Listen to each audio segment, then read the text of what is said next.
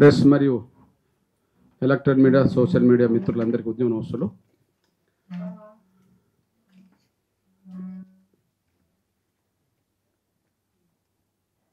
CJ మీద జరిగిన దాడిని నిరసిస్తూ జరిగే కార్యక్రమాల మీద ఈ ప్రెస్ మీట్ జరుగుతుంది. మీ సహాయ సహకారాలు అందించాలని కోరుతున్నా. సుప్రీంకోర్టు చీఫ్ జస్టిస్ దళితుడైన గవాయి గారి మీద సుప్రీంకోర్టులోనే దాడి జరిగి 15 రోజులు గడుస్తున్నప్పటికీ దాడి చేసిన నిందితుడి మీద కేసు నమోదు కానందుకు నిరసనగా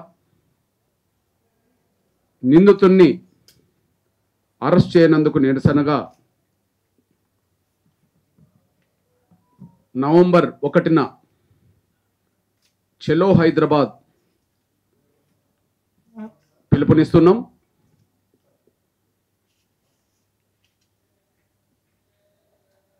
దళితుల ఆత్మగౌరవాన్ని, దళితుల అస్తిత్వాన్ని ఎవరు ఏ పేరుతో దెబ్బతీయాలని కుట్రలు చేసినా దళితుల ఆత్మగౌరవాన్ని, దళితుల అస్తిత్వాన్ని ఎవరు ఏ పేరుతో దెబ్బతీయాలని కుట్రలు చేసినా వారిని ఎదుర్కొంటామని స్పష్టం చేయడం కోసమే రేపు నవంబర్ 1న హైదరాబాదులో దాడి జరిగిన తర్వాత 10 రోజులైనా ఎక్కడ కూడా జరగనంత నిరసన ప్రదర్శన, దేశంలో ఇప్పటి వరకు ఎక్కడ జరగనంత నిరసన ప్రదర్శన హైదరాబాదులో నిర్వహించబోతున్నామనే విషయం గుర్తు చేస్తున్నాం. దానికి దళితుల ఆత్మగౌరవ ప్రదర్శనగా దానికి మేము పేరు పెట్టి ఆ ప్రదర్శన చేయబోతున్నాం. మా ఆత్మగౌరవాన్ని దెబ్బతీసే శక్తులు వాళ్ళు వ్యక్తులైనా, వాళ్ళ వెనుక సంస్థలున్నా, ఇంకెవరున్నా కూడా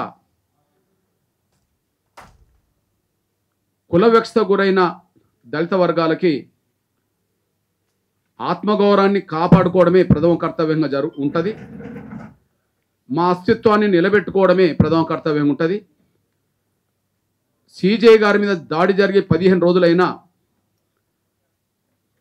నిందితుడి మీద కేసు నమోదు కాకపోవడం, అరెస్ట్ కాకపోవడం చూస్తే ఇది మా ఆత్మగౌరవాన్ని, మా ఉనికిని దెబ్బతీస్తున్నట్టుగానే ఉన్నదనే విషయం మేము భావిస్తున్నాం.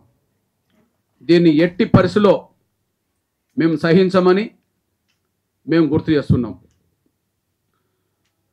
ఈ దేశంలో డాక్టర్ బాబాసాహెబ్ అంబేద్కర్ రాసిన రాజ్యాంగమే మాకు ప్రామాణికం. ఈ దేశంలో డాక్టర్ బాబాసాహెబ్ అంబేద్కర్ రాసిన రాజ్యాంగమే భారతదేశ పౌరులందరికీ ప్రామాణికం. ఎవరు ఏ మత విశ్వాసాలు కలిగి ఉన్నప్పటికీ, రాజ్యాంగానికి లోబడి ఉండాల్సిందే, రాజ్యాంగాన్ని గౌరవించాల్సిందే, చట్టాలకు లోబడి ఉండాల్సిందే, చట్టాలను గౌరవించాల్సిందే. దీనికి భిన్నంగా మేము రాజ్యాంగాన్ని గౌరవించాం, మేము చట్టాలకు విలువనివ్వమని చెప్పి ఈ దేశంలో ఎవరన్నా కూడా వాళ్ళను ఈ దేశ పౌరులుగా కూడా గుర్తించడానికి అవకాశం ఉండదు.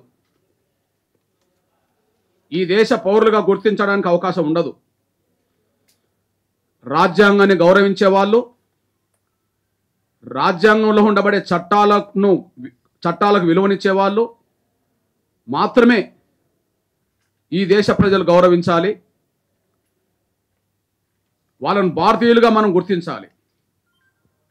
కానీ మా విశ్వాసాల కంటే రాజ్యాంగం గొప్పది కాదని,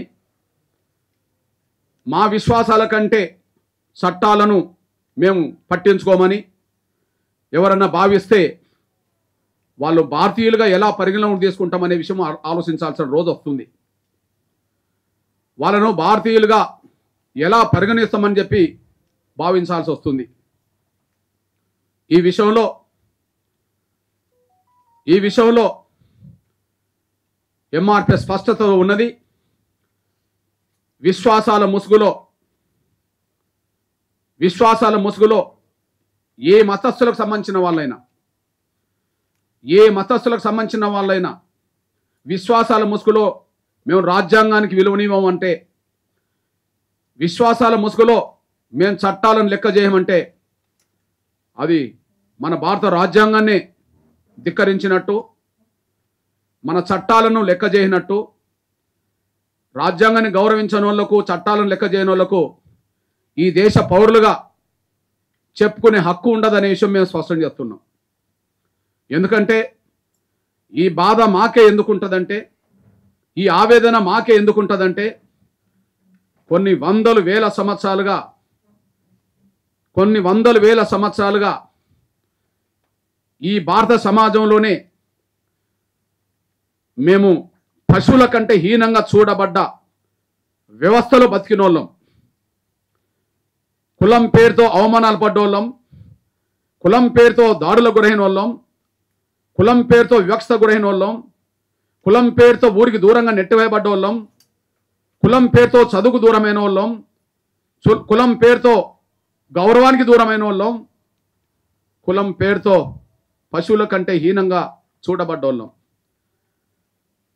కొన్ని వందల వేల సంవత్సరాలుగా విశ్వాసాల పేరుతో, నమ్మకాల పేరుతో కోట్లాది మంది మా దళిత సమాజాన్ని ఎవరైతే మనుషులుగా కాకుండా పశువులుగా చూడాలని అనుకున్నారో,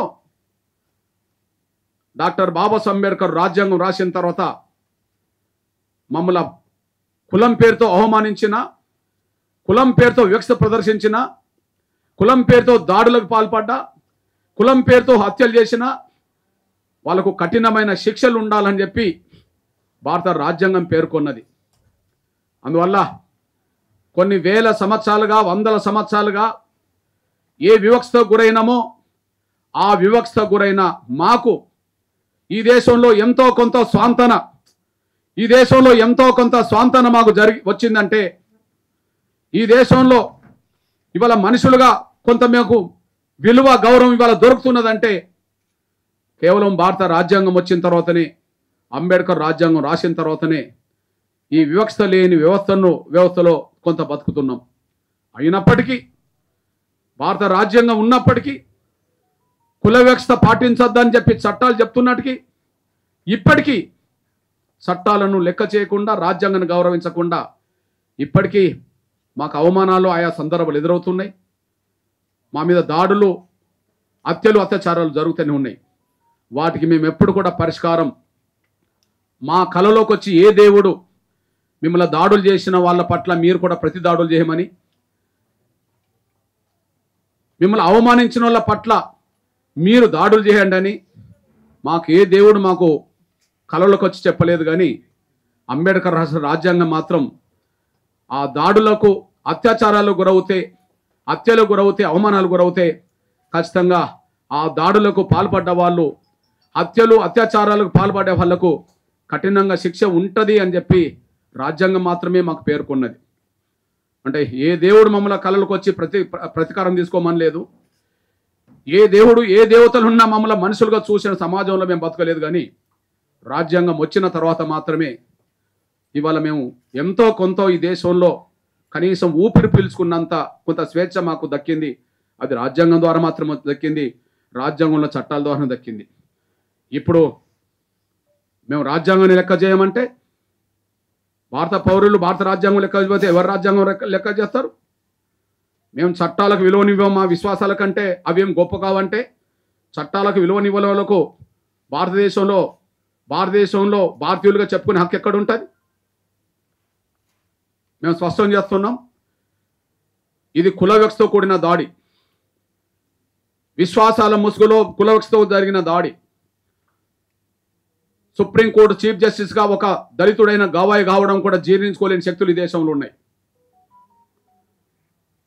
సుప్రీంకోర్టు చీఫ్ జస్టిస్గా దళితుడైన గవాయి నియమించిన రోజు నుంచి కొంతమందికి నిద్రపట్టని రోజులు కనిపిస్తున్నాయి.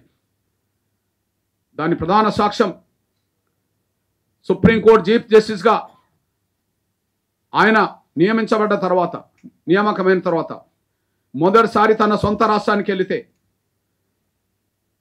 మహారాష్ట్రకి వెళితే అక్కడ ప్రోటోకాల్ను కూడా పట్టించుకోకుండా, ప్రోటోకాల్ కూడా విలువనివ్వకుండా అక్కడ ఒక చీఫ్ సెక్రటరీ వచ్చి ఆయనను ఆహ్వానించలేకపోయాడు, ఒక డీజీపీ వచ్చి ఆహ్వానించలేకపోయాడు, ముంబై నగరానికి సంబంధించిన పోలీస్ కమిషనర్ కూడా ఆయనను కనీసం పలకరించలేకపోయాడు.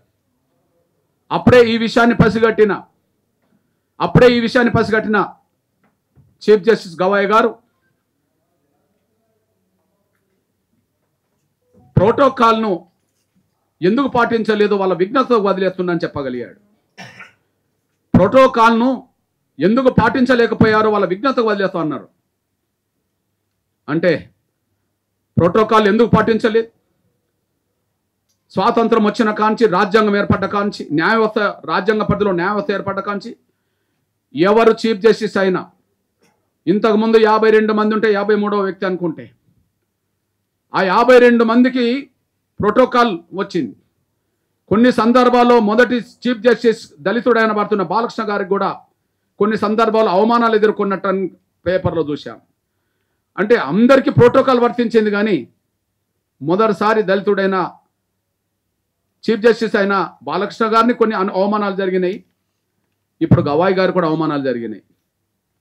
అంటే దేశంలో దళిత వర్గాల నుంచి ఏ స్థాయికి ఎదిగినా వాళ్లకు ఈ దేశంలో ఉండబడే అన్ని సామాజిక వర్గాల పౌరులకు దక్కినంత విలువ, గౌరవం మా దళిత వర్గాల నుంచి ఎదిగిన వాళ్ళు కూడా దక్కట్లేదనే విషయం రుజువు అవుతుంది. అదే సమయంలో ఆయనకు కంటగింపుగా ఆయన సీజే కావడం, కొన్ని నిర్ణయాలు తీసుకోవడం కూడా కంటగింపుగా మారింది. కారణం ఏంటంటే రాజ్యాంగం ఏర్పడ్డ కానుంచి సుప్రీంకోర్టులో ఎస్సీ, ఎస్టీ, బీసీ వర్గాలకు రిజర్వేషన్లు లేవు. సుప్రీంకోర్టులో భారతదేశానికి న్యాయం అందించే సుప్రీంకోర్టులో ఏ వ్యవస్థలు విఫలమైనా, రాజ్యాంగాన్ని ఎవరు పట్టించుకోకుండా, రాజ్యాంగ ధిక్కారణానికి ఎవరు వ్యక్తులు పాల్పడ్డా వాళ్ళ పట్ల కఠినమైన వైఖరి వహించే విధంగా రాజ్యాంగాన్ని కాపాడే కాడ న్యాయ వ్యవస్థే ప్రామాణికంగా నిలబడ్డది. అట్లాంటి న్యాయ వ్యవస్థలోనే ఎస్సీ, ఎస్టీ, బీసీలకు న్యాయం జరగకపోతే గౌరవ చీఫ్ జస్టిస్ గవాయి గారు ఆయన వచ్చిన వెంటనే ఎస్సీ, ఎస్టీ, బీసీలకు రిజర్వేషన్ కల్పిస్తూ ఆదేశాలు జారీ చేశారు. అక్కడ ఉండబడే ఉన్నత వర్గాలకు సంబంధించిన వాళ్లకు అది కంటగింపుగా మారింది. ఇది రెండో సాక్ష్యంగా నిలబడ్డది. అదే సమయంలో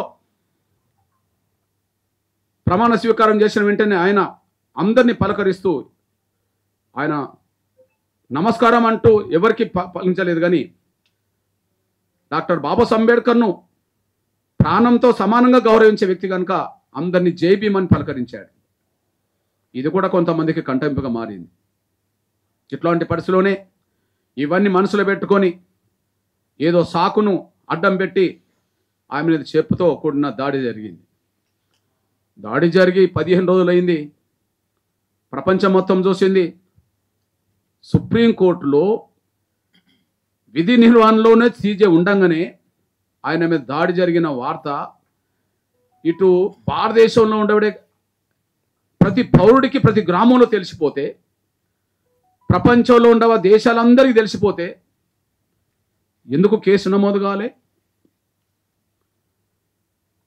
సుప్రీంకోర్టులో ఇట్లాంటి అగౌరవకరమైన, సుప్రీంకోర్టును, చీఫ్ జస్టిస్ను అగౌరవపరిచే విధంగా ఇట్లాంటి చర్యలు జరిగితే ఎందుకు కేసు నమోదు కాలేకుండా పోయింది? కేవలం సుప్రీంకోర్టు చీఫ్ జస్టిస్ మీద జరిగిన దాడి అది కులద్వేషానికి నిదర్శనం అని చెప్పి మీడియా చెప్పేసింది. కులదేశానికి నిదర్శనం అని చెప్పి మీడియా చెప్పేసింది.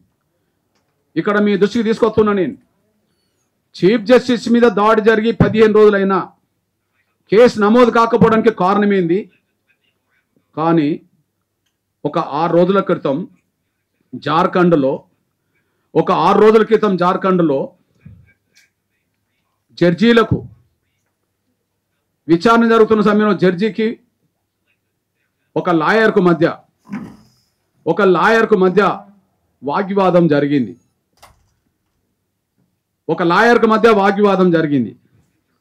ఆ వాగ్వివాదం ఎంత దూరం పోయిందంటే జడ్జిని అవమానించి మాట్లాడే కాడికి వెళ్ళింది. న్యాయ వ్యవస్థను అవమానించే కాడికి వెళ్ళిపోయింది. జడ్జిని అవమానించే మాటల దాకా వెళ్ళిపోయింది. ఆయన మాట్లాడుతూ లాయర్ న్యాయ వ్యవస్థ కారణంగా దేశం తగులబడుతుందని చెప్పి ఒక మాట మాట్లాడడం జరిగింది. ఇద్దరి మధ్యలో లాయర్ మధ్యలో వాగ్వివాదం జరిగింది.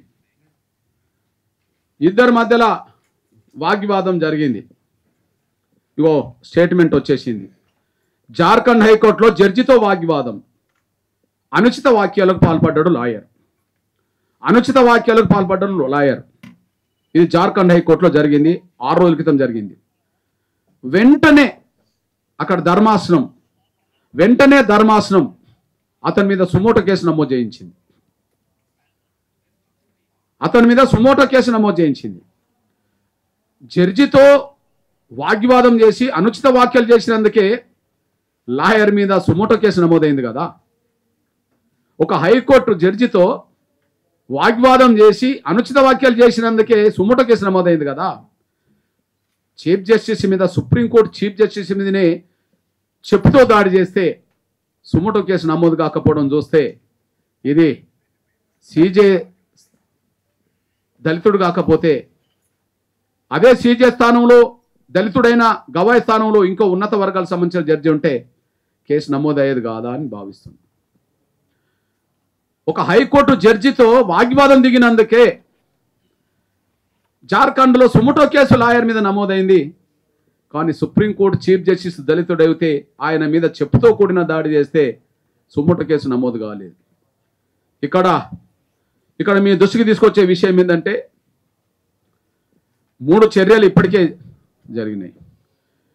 బార్ కౌన్సిల్ ఆఫ్ ఇండియా ఆయన మీద చర్యలు తీసుకున్నది.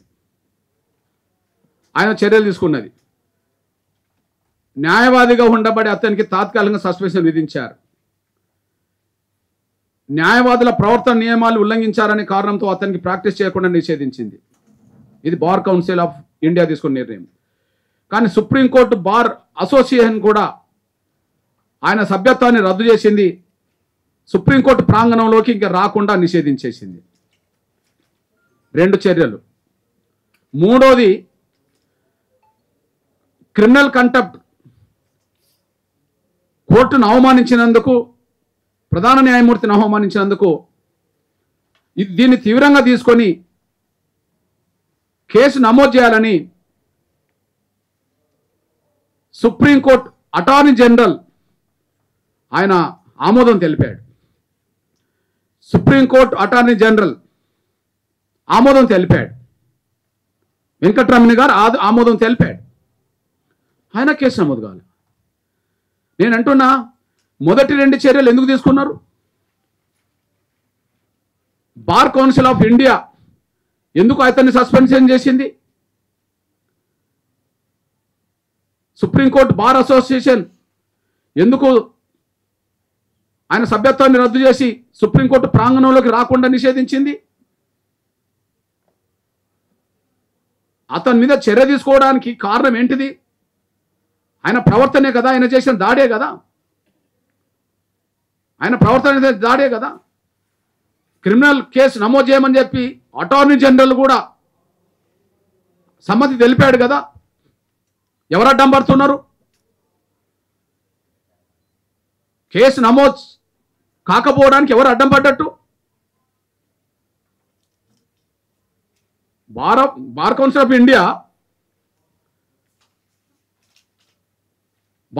ఆఫ్ ఇండియా ఆయన మీద చర్య తీసుకోవడానికి కారణమేంది?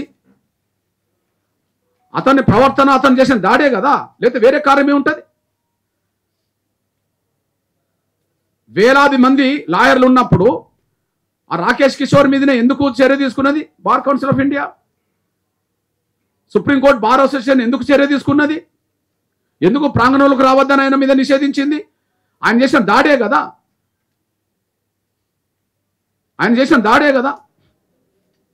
ఆయన ప్రవర్తనే కదా.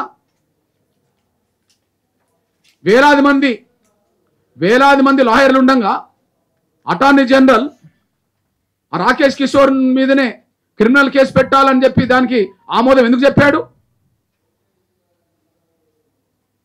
అతను నేరానికి పాల్పడ్డారనే వ్యక్తి దానివల్లనే కదా.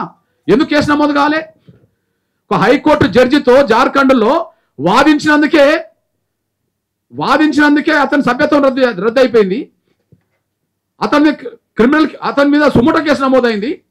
చీఫ్ జస్టిస్ మీద జరిగి 15 రోజులైన కాదా? 24 గంటలు కూడా కాలే జార్ఖండ్లో కేసు నమోదు కావడానికి. సంఘటన జరిగిన గంటలోపే సుమోటో కేసు నమోదు చేయమని చెప్పి హైకోర్టు మొత్తం జడ్జిలందరూ తీర్మానం చేశారు. అక్కడ ధర్మాసనం తీర్మానం చేసింది. ఇక్కడ ఎందుకు ఆ పని చేయలేకుండా పోతున్నారు? చీఫ్ జస్టిస్ దళితుడైనందువలనే మాకు ఈ అవమానాలు జరుగుతున్నాయి. చర్య తీసుకోవడానికి కారణం కూడా ఇదే కనిపిస్తుందనే విషయం కూడా మేము స్పష్టం చేస్తున్నాం. అందువల్ల ఇక్కడ ఒకటి జరుగుతున్నది. దేశం మొత్తం ఖండన వరకు చేశారు, కానీ అరెస్ట్ మాత్రం ఎవరు కేసు నమోదు చేయమని చెప్పి ఎవరు గట్టిగా కోరట్లే. ఖండన చేయకపోతే దళితులు దూరం అవుతారు. అరెస్టుకు డిమాండ్ చేస్తే దాడి చేసిన వ్యక్తుల్ని ప్రోత్సహించే సంస్థలు ఆ భావాలుగా దూరం అవుతారు. కాబట్టి ఖండన చేసేమో దళితులను దగ్గర తీసుకోవాలా, అరెస్టు గురించి డిమాండ్ చేయకుండా దాడి చేసిన వాళ్ళ విశ్వాసాలకు మనం భిన్నంగా ఉంటుందని చెప్పి వాళ్ళని దగ్గర తీసుకోవాలి. ఈ 2 పడవల మీద కాళ్ళేయడం అనేది ఎవరికి సరైనది కాదు. అది చట్ట వ్యతిరేక చర్య, అది రాజ్యాంగ వ్యతిరేక చర్య, అది న్యాయస్థానం మీద జరిగిన చర్య దాడి, అది రాజ్యాంగం మీద జరిగిన దాడి. అందరు స్టేట్మెంట్లో ఇట్లనే మాట్లాడారు. సిజే గారి మీద జరిగిన దాడిని ఒక వ్యక్తి మీద జరిగిన దాడిగా చూడట్లేదని, అది రాజ్యాంగం మీద న్యాయ వ్యవస్థ సమగ్రత స్వతంత్రత మీద అది దాడిగా జరిగిందని చూస్తున్నామని పెద్ద పెద్ద మాటలు మాట్లాడిన వాళ్ళు అరెస్టు గురించి డిమాండ్ చేస్తలేరు. ఈ నేపథ్యంలోనే ఖచ్చితంగా కేసు నమోదు చేయాలని, తదుపరి వెంటనే అరెస్ట్ చేయాలని చెప్పి డిమాండ్ చేస్తూ హైదరాబాదులో దళితుల ఆత్మగౌరవ మహాయాత్ర పేరుతో ఒక నిరసన కార్యక్రమాన్ని చేస్తున్నాం. నవంబర్ 1న హైదరాబాదులో ఇంతవరకు సిజే గారి మీద దాడి జరిగిన తర్వాత ఇంతవరకు కొన్ని సంస్థలు ఖండన వరకు, కొన్ని పార్టీలు ఖండన వరకు, అక్కడక్కడ చిన్నగా 5-10 మందితో 50 మందితో నిరసన వరకు జరిగినాయి. కానీ ఎంఆర్పిఎస్ తెలుగు రాష్ట్రాలు దక్షిణాదిలో అట్లా లేదు. ఇప్పటికే అన్ని జిల్లాల్లో జిల్లా కలెక్టర్ కార్యాలయం ముందుకు భారీ స్థాయిలో నిరసన ప్రదర్శన చేశాం. అదే సమయంలో దీన్ని క్షేత్రస్థాయిలోకి తీసుకెళ్లడానికి మండల స్థాయిలో కూడా నిరసన ప్రదర్శనలు చేశాం. కానీ అంతటితో మేము ఆగం. మా అస్తిత్వాన్ని ఎవరు ప్రమాదంలోకి నెట్టేసినా, మా ఆత్మగౌరవాన్ని ఎవరు ప్రమాదంలోకి నెట్టేసినా, ఆ నెట్టేసిన వాళ్ళు వ్యక్తులైనా వాళ్ళ వెనుక వ్యవస్థలు ఉన్నా మేము లెక్క చేయం. మా ఆత్మగౌరవం కంటే మించి, మా అస్తిత్వానికంటే మించి మేము ఎవరి దగ్గర మోకరిల్లాల్సిన అవసరం మా జాతులకు లేదు, మా కులాలకు లేదు. మేము అక్కడి నుండి వచ్చిన వాళ్ళం కనుక, కొన్ని వేల సంవత్సరాలుగా వివక్ష గురైన వర్గాల నుండి వచ్చిన వాళ్ళం కనుక, పశువుల కంటే హీనంగా చూడబడ్డ వ్యవస్థల నుంచి మేము వచ్చిన వాళ్ళం కనుక మా జీవితంలో మాకు ఆత్మగౌరవమే మొదటిది, మా అస్తిత్వాన్ని నిలబెట్టుకోవడమే మొదటిది, మిగతా అన్నీ మాకు తర్వాతనే. కాబట్టి మా ఆత్మగౌరవాన్ని నిలబెట్టుకోవడానికి, మా అస్తిత్వాన్ని చాటడానికి సిజే గారి మీద జరిగిన దాడిని నిరసిస్తూ దేశం హైదరాబాద్ వైపు చూసే విధంగానే, ఈ ప్రపంచం హైదరాబాద్ వైపు చూసే విధంగానే భారీ స్థాయిలో ఈ దేశంలో ఇప్పటివరకు సిజే గారిని దాడి జరిగిన తర్వాత ఇప్పటివరకు ఎక్కడ జరగనంత ఈ దేశమే ప్రపంచమే ఇటువైపు చూసే విధంగా మహత్తరమైన నిరసన ప్రదర్శన దళితుల ఆత్మగౌరవం పేరుతో హైదరాబాద్లో నిర్వహించబోతున్నాం. దీనికి ఇప్పటి వరకు అనుకుంటున్న ప్రకారం బాబు జగ్జీవన్ రామ్ గారికి దండ వేసి ఇక్కడి నుంచే మా ఆత్మగౌరవ ప్రదర్శన మొదలు పెడతాం. పోతూ పోతూ అంబేద్కర్ విగ్రహం కాడ కార్యక్రమం చేస్తాం. అంతిమంగా ఇక్కడి నుంచి ఇందిరా పార్క్ వైపు కూడా భారీ ర్యాలీ కొనసాగిస్తాం. దీనికి న్యాయ వ్యవస్థ పరిధిలోనే శాంతియుతంగా జరగబోయే ర్యాలీ కనుక దీనికి డీజీపీ గారు సహకారం చేయాలని, పోలీస్ కమిషనర్ కూడా సహకారం చేయాలని మేము విజ్ఞప్తి చేస్తున్నాం. ఈ విషయంలో ప్రభుత్వం కూడా, ముఖ్యమంత్రి గారు కూడా ఈ ప్రదర్శనకు ఎలాంటి ఆటంకాలు కల్పించకుండా మాకు అన్ని రకాలుగా సహాయ సహకారాలు అందించాలని చెప్పి మేము విజ్ఞప్తి చేస్తున్నాం. ఏది ఏమైనా పతాక స్థాయిలో దళితుల ఆత్మగౌరవాన్ని చాటే విధంగానే రేపు ర్యాలీ ఉంటుంది. మా ఆత్మగౌరవాన్ని నిలబెట్టుకునే విధంగా దారి ఉంటుంది. దాడికి పాల్పడ్డ వాళ్ళు వ్యక్తులైనా, వాళ్ళు ఎన్నుకున్న వ్యవస్థలైనా వాళ్ళని మేము లెక్క చేయాల్సిన కర్మ మాకేం లేదు. మాకు ఆత్మగౌరవం, మా అస్తిత్వాన్ని నిలబెట్టుకోవడమే ప్రధాన కర్తవ్యం. అందులో భాగమే హైదరాబాద్లో భారీ స్థాయిలో మా ప్రదర్శన జరగబోతుంది. దానికి ప్రజాస్వామికవాదులు, ఈ దాడిని ఖండించే వాళ్ళు కూడా అండగా నిలబడాల్సిందిగా నేను విజ్ఞప్తి చేస్తూ ముగిస్తున్నాను. ధన్యవాదాలు. ప్లీజ్.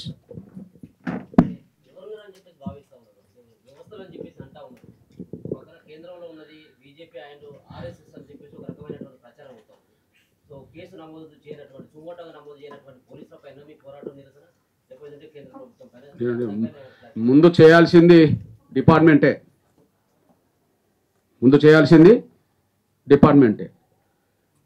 డిపార్ట్మెంటే కదా చేయాల్సింది. మేము రోడ్డు మీదకి వస్తున్నాం. వాళ్ళ వెనుక వ్యక్తులు, విశ్వాసాలు ఎవరైనా ఉంటే వాళ్ళు రోడ్డు మీదకి రమ్మానండి, మాకే అభ్యంతరం లేదు.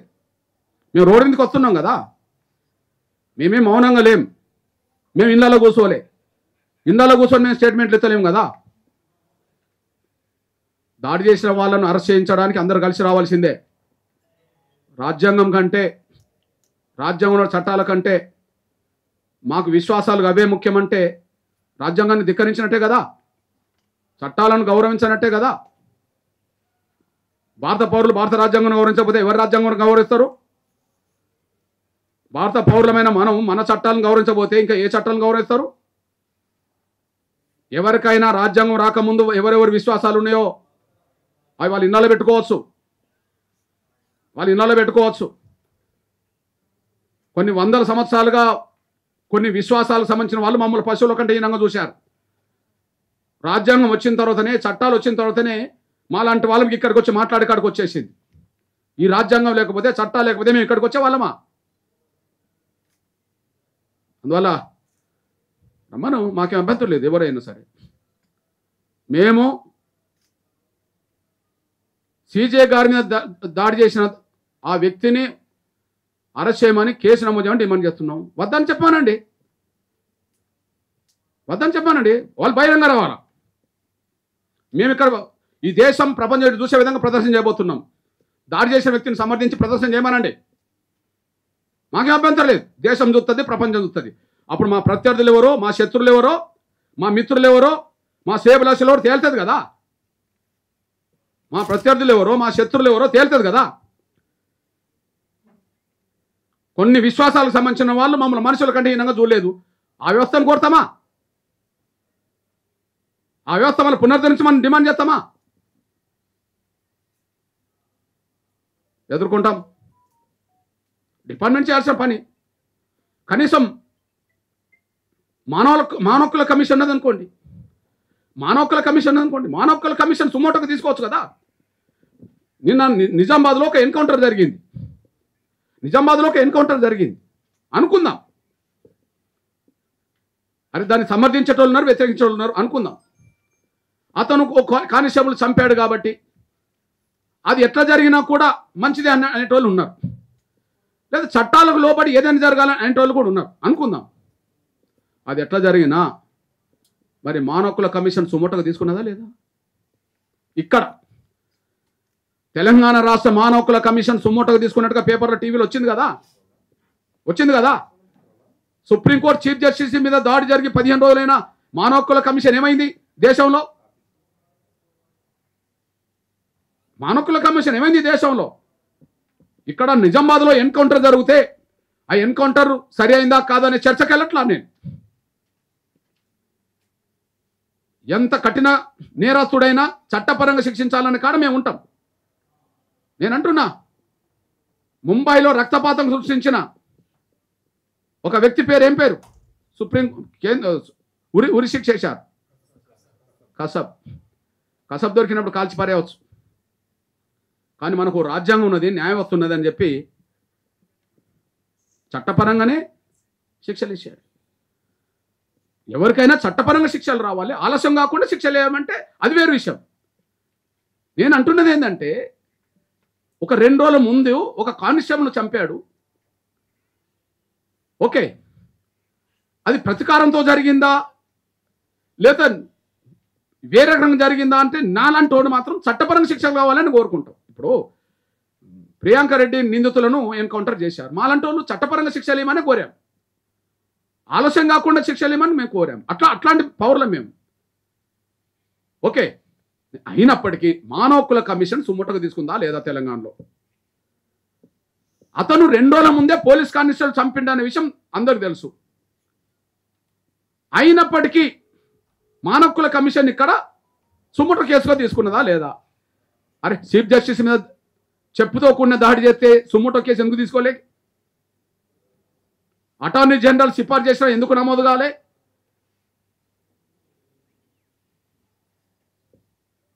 Bar council of India, supreme court bar association వాళ్ళ పరిధిలో చర్యలు తీసుకున్నాడు. నేరస్తుడనే నిందితుడనే కదా, ఆయన కేసు ఎందుకు నమోదు కాలే? చీఫ్ జస్టిస్ మీద దాడి చేస్తే నమోదు కాలేదు, జార్ఖండ్ హైకోర్టులో వాగ్వాదం చేస్తే నమోదు అయిపోయింది. దీన్ని బట్టి మా దళితులు ఏ స్థాయిలో ఉన్నా, ఏ స్థాయికి ఎదిగినా, అది అంబేద్కర్ దయ వల్లనే ఎదిగాము. కానీ మేము ఏ స్థాయికి ఎదిగినా అందరిలాగా గౌరవించబడతలేము అనడానికి సాక్ష్యం ఇది కంట ముందు కనిపిస్తున్నది. కాబట్టి మేము స్పష్టం చేస్తున్నాం, మా ఆత్మగౌరవం కంటే, మా అస్తిత్వానికంటే మించింది మాకేం లేదు. మాకు అంబేద్కరే మాకు ఆ దిశ నిర్దేశం చేస్తాడు. రాజ్యాంగం పరిధిలోనే మా ఆత్మగౌరవాన్ని నిలబెట్టుకుంటాం. చట్టాలను గౌరవిస్తూ ప్రజాస్వామ్యబద్ధంగా మా ఆత్మగౌరవం నిలబెట్టుకుంటాం. కాదు లేదు విశ్వాసాలకు సంబంధించిన ఉంటే ఇంట్లో పెట్టుకోండి, ఎవరి విశ్వాసాలైనా సరే. రాజ్యాంగాన్ని గౌరవించే పౌరులుగానే మనం జీవించాలి. భారతదేశంలో ఉండాలనుకుంటే మనం భారత పౌరులు అంటున్నాం కదా, భారత పౌరులు భారత రాజ్యాంగాన్ని గౌరవించారా? రాజ్యాంగ పరిధిలో ఉన్నటువంటి చట్టాలను గౌరవించారా? వాటికంటే ఇంకేదైనా ఎక్కువ? మాకైతే ఏది ఎక్కువ కాదు. మాకు రాజ్యాంగంలో పడి ఉండబడే చట్టాలు, ఆ చట్టాలను గౌరవిస్తూనే విలువనిస్తూనే జీవించాలి. మేము అట్లనే ఉంటాం. ప్రత్యర్థులు ఎవరైనా కానీ వాళ్ళు రోడ్డు మీదకి వస్తే మాకు అభ్యంతరం లేదు, మేమేం మౌనంగా ఉండవు. లేదు, ఎవరిని ఆహ్వానించాం. ఎంఆర్పిఎస్ఏ చేస్తుంది. ఈ దేశానికి, ఈ ప్రపంచానికి ఎంఆర్పిఎస్ ఒక సంకేతం పంపుతుంది. మా ఆత్మగౌరవం కంటే మించింది మాకేం లేదు అని చెప్పి, మా అస్తిత్వం కంటే మించి మాకేం లేదని చెప్పి ముందు ఎంఆర్పిఎస్ఏ ఒక సంకేతం పంపుతుంది. తర్వాత మా మిత్రులు ఎవరు, మా శ్రేయభిలాషులు ఎవరో ర్యాలీ తర్వాత తేలుతుంది. మా ఆత్మగౌరవాన్ని కాపాడడానికి మిత్రులు ఎవరు ముందుకు వస్తారో, మా ఆత్మగౌరవం దెబ్బతీసే శక్తులు ఎవరు రోడ్డు మీదకి వస్తారో తెలనియండి. ఎంఆర్పిఎస్ మాత్రమే రోడ్ ఎక్కుతుంది.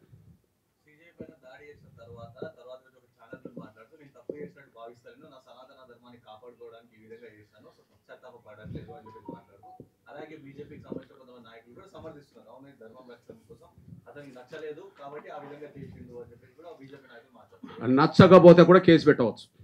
రాజ్యాంగం అనేది చట్టాలు ఉన్నాయి, అందరికీ నచ్చాలని ఏం లేదు. నేను మాట్లాడిన మాటలు కూడా అందరికి నచ్చాలని ఏం లేదు. నాది చట్ట పరిధిలో ఎవరి విశ్వాసం అన్న గాయపడితే, రాజ్యాంగాన్ని ధిక్కరించడానికి మాట్లాడితే మీరు కూడా నా మీద కేసు పెట్టవచ్చు కదా, కేసు పెట్టవచ్చు, తప్పేం లేదు కదా. పరిష్కారం రాజ్యాంగ పరిధిలో, చట్టాల పరిధిలో కోరుకుందామా? మా విశ్వాసాలు గాయం జరిగింది, మా అమ్మలను ఇబ్బంది పెట్టడం జరిగింది, మేము దాడి చేస్తామంటే ఇక రాజ్యాంగం ఎందుకు, చట్టాలు ఎందుకయ్యా? రాజ్యాంగాన్ని గౌరవించాం అంటుండ్రు కదా, అనుకుందాం. మేము ఈ దేశ రాజ్యాంగాన్ని గౌరవించాం, మేము సాయుధ పోరాటం చేస్తాం అంటుండ్రు అనేటోళ్ళను ఏం చేస్తుంది గవర్నమెంటు? ఆయుధాలతో లొంగిపోతారా లేదా, లేకపోతే వెంటాడి ఇంకోటి చేస్తామని అంటుండ్రా లేదా? అందువల్ల రాజ్యాంగాన్ని గౌరవించే వాళ్ళంటేనే అంబేద్కర్ను గౌరవించడం. అంబేద్కర్ని గౌరవించడం వాళ్ళు ఎవరో, రాజ్యాంగం గౌరవించడం వాళ్ళు ఎవరో, రాజ్యాంగాన్ని అంబేద్కర్ని మేము గౌరవించిన వాళ్ళు ఎవరు రోడ్డు మీదకి రావాలి. ఎవరు ఎట్లా మాట్లాడినా ఇళ్ళలో కూర్చొని మాట్లాడే మీదకి మేము రోడ్డు మీదకి వస్తున్నాం. మేము రోడ్డు మీదకి వస్తున్నాం ఖచ్చితంగా. మళ్ళీ చెప్తాను, మా అస్తిత్వాన్ని ఆత్మగౌరవం దెబ్బతీసే శక్తులు వ్యక్తులైనా వాళ్ళ వెనుక వ్యవస్థలు ఉన్నా మేము లెక్క చేయం. తెలుసుకుంటాం, చూద్దాం. ఇంకేమైనా కావాలా? Bus, thank you.